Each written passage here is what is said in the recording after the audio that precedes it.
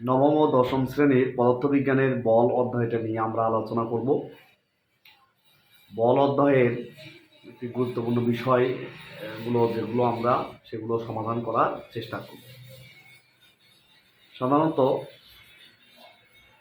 বল কি, ফোর্স, বল হচ্ছে ফোর্স আর কি, বল কি এটা আমরা পড়ব। বল হলো যা স্থির বস্তুর উপর প্রয়োগ করলে বস্তু গতিশীল হবে, বা গতিশীল বস্তুর উপর যদি আমরা প্রয়োগ করি গতির পরিবর্তন হয়, তাকে বল বলে। তাহলে যা স্থির বস্তুর উপর প্রয়োগ করলে বস্তুটির গতিশীল অবস্থার সৃষ্টি হতে পারে এবং গতিশীল বস্তুর উপর প্রয়োগ করলে গতির পরিবর্তন হয়, তাকে বল বলে। বল বিভিন্ন প্রকারের হতে পারে। আমরা স্বাভাবিকভাবে এখানে যে সিলেবাস অন্তর্ভুক্ত আছে সেগুলো নিয়ে পড়ব। এবং বিজ্ঞানী নিউটন এই বল সম্পর্কিত, গতি সম্পর্কিত 3টি সূত্র প্রদান করেছিলেন। সূত্র 3টি আমাদের জন্য খুবই গুরুত্বপূর্ণ। এই সূত্র 3টিও আমরা দেখব।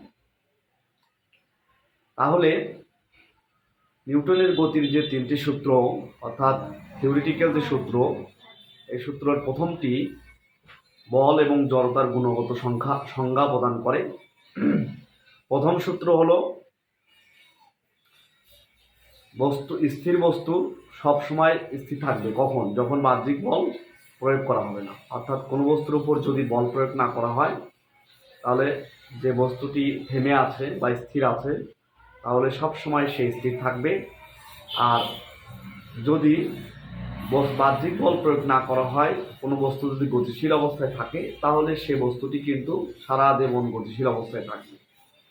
তাহলে আমরা ধরো একটা বইকে টেবিলের ওপর পড়ে আছে, এই বইটা যদি আমরা হাত দিয়ে যদি বল প্রয়োগ করে না স্পর্শ করে, অর্থাৎ রেখে দেয়, এরকম বাহ্যিক কোনো বল প্রয়োগ না করি, তাহলে বছরের পর বছর বস্তুটি অর্থাৎ বইটি টেবিলের উপর থাকবে। এরকম যদি কোনো একটা মার্বেলকে যদি সমতলে গড়িয়ে দেওয়া হয়, যদি কোনো বাহ্যিক বল কাজ না করে, তাহলে মার্বেলটি সবসময় গড়িয়ে চলতে থাকবে। কারণ এটি হচ্ছে নিউটনের সূত্র, বাহ্যিক বল প্রয়োগ না করলে স্থির বস্তু সর্বদা স্থির থাকবে এবং গতিশীল বস্তু সর্বদা সুষম গতিতে সরল পথে চলতে থাকবে। সুতরাং এই যে আমরা বল যে প্রয়োগ করব, যার ফলে যে ক্রিয়ার ফলে বস্তুর অবস্থানের পরিবর্তন হচ্ছে বা গতিশীল হচ্ছে বা গতির পরিবর্তন হচ্ছে, সেটি হচ্ছে বল। তাহলে নিউটনের যে সূত্রটি ছিল, ওই সূত্র থেকে আমরা বলের সংজ্ঞা পাচ্ছি। অর্থাৎ যা কোনো স্থির বস্তুকে গতিশীল করে এবং গতিশীল বস্তুকে গতির পরিবর্তন করে, তাকে কিন্তু বল বলে। বলকে সাধারণত এফ দ্বারা প্রকাশ করা হয়। বলকে আমরা ফোর্স, যেটি ইংরেজি অক্ষর, সেই জন্য বল বলতে আমরা ক্যাপিটাল এফ বলবো, এফ দ্বারা প্রকাশ করা হয়। তাহলে বলের গুণগত সূত্র থেকে বা গুণগত সংজ্ঞা থেকে আমরা কিভাবে লিখব, সেটি একটি সমীকরণের সাহায্যে 3য় সূত্রে বলা আছে। তার আগে প্রথম সূত্র যেটি বললাম, যে বাহ্যিক বল প্রয়োগ না করলে স্থির বস্তু সর্বদা স্থির থাকে এবং গতিশীল বস্তু সর্বদা গতির পরিবর্তন হয় এবং গতিশীল থাকে। তাহলে যে স্থির বস্তু সর্বদা স্থির থাকবে এবং গতিশীল বস্তু সর্বদা গতিশীল থাকবে যদি বাহ্যিক বল কিনা হয়, প্রয়োগ না করা হয়। এখন ধরো কোন একটা বস্তু গতিশীল অবস্থায় আছে, যে কেউ বা যে কোনো কিছু গতিশীল অবস্থায় আছে, তাহলে হঠাৎ বল প্রয়োগ করা হলে তাহলে কিন্তু তার গতিশীলতা পরিবর্তন করবে, চেঞ্জ হয়ে যেতে পারে। আবার কোনো একটা বস্তু থেমে আছে, হঠাৎ বল প্রয়োগ করা হলে তারও গতিশীল অবস্থা সৃষ্টি হবে, বল প্রয়োগ সৃষ্টি হবে।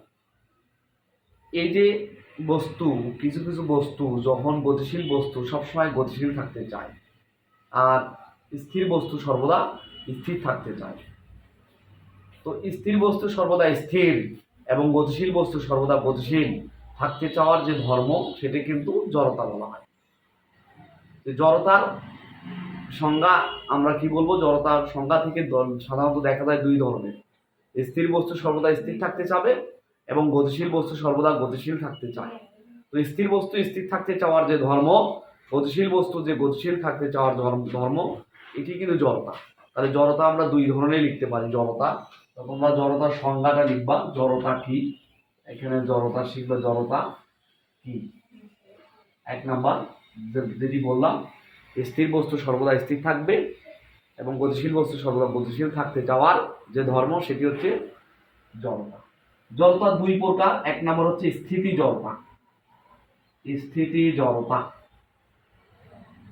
2 নাম্বার হচ্ছে গতীয় জড়তা, স্থির জড়তা। 2 নাম্বার হচ্ছে কি? গতীয় জড়তা। স্থিতি জড়তা কি? স্থির বস্তু সর্বদা স্থির থাকতে চায়, অর্থাৎ সব সময় স্থির থাকতে চায়। তো স্থির কোনো বস্তু, স্থিতিশীল কোনো বস্তু সর্বদা স্থিতিশীল থাকতে চাওয়ার যে ধর্ম, তাকে স্থিতি জড়তা বলা হয়। আমরা বাস্তব উদাহরণের সাহায্যে বলতে পারি। যেমন থেমে থাকা বাসের ভিতর যদি যাত্রী থেমে থাকে, হঠাৎ চলা শুরু করলে যাত্রী কিন্তু পেছন দিকে হেলে পড়ে, অর্থাৎ সিটের সাথে আমাদের শরীরটা লেগে যায়। যদি আমরা ব্যালেন্স হিসেবে নর্মালে যদি থাকি, তাহলে থেমে থাকা বাস হঠাৎ চলা শুরু করলে যাত্রী পেছন দিকে হেলে পড়ে কেন? এটা কিন্তু সংজ্ঞায় বা পরীক্ষায় আসতে পারে। তাহলে আমরা বলবো যে স্থির বস্তু সর্বদা স্থির থাকতে চাওয়ার যে ধর্ম, তাকে কিন্তু স্থিতি জড়তা বলে। এখন যেহেতু যাত্রী স্থির ছিল, মানে যাত্রী বাসের সাপেক্ষে স্থির, যেহেতু বাস স্থির, তার মানে বাসের সাপেক্ষে যাত্রীও স্থির, আমরা আপেক্ষিকভাবে ধরে নিতে পারি। এখন যখন বাসটি চলা শুরু করে বা গতিশীল হওয়া শুরু হয়, তখন বাসের সাপেক্ষে যাত্রীর শরীরের নিচের অংশ হঠাৎ করেই গতিশীল হয়ে যায়। কারণ বাসে বসে থাকে যাত্রী বা দাঁড়িয়ে থাকে, যেটা যেভাবেই থাকে, বাসের সংস্পর্শে যে অংশটি আছে সেটি বা তা বাসের সাপেক্ষে গতিশীল হয়ে যায়। উপরের অংশটুকু ব্যালেন্স রাখতে গিয়ে পেছন দিকে হেলে পড়ে, অর্থাৎ উপরের অংশটুকু স্থিতিশীল থাকতে চায়, যার কারণে পেছন দিকে হেলে পড়ে। তাহলে এই থেকে আমরা বলতে পারি স্থির বস্তু সর্বদা স্থির থাকতে চায় এবং গতিশীল বস্তু সর্বদা গতিশীল থাকতে চাওয়ার যে ধর্ম, তাকে গতীয় জড়তা বলে।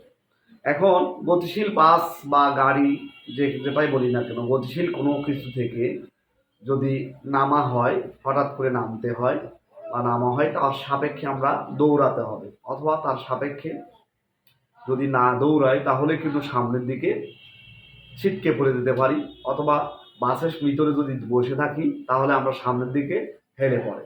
তার মানে আমরা বলতে পারি কি, গতিশীল বাস হঠাৎ ব্রেক করলে যাত্রী সামনের দিকে হেলে পড়ে কেন বা সামনের দিকে ঝুঁকে পড়ে কেন? তাহলে যেহেতু বাস গতিশীল,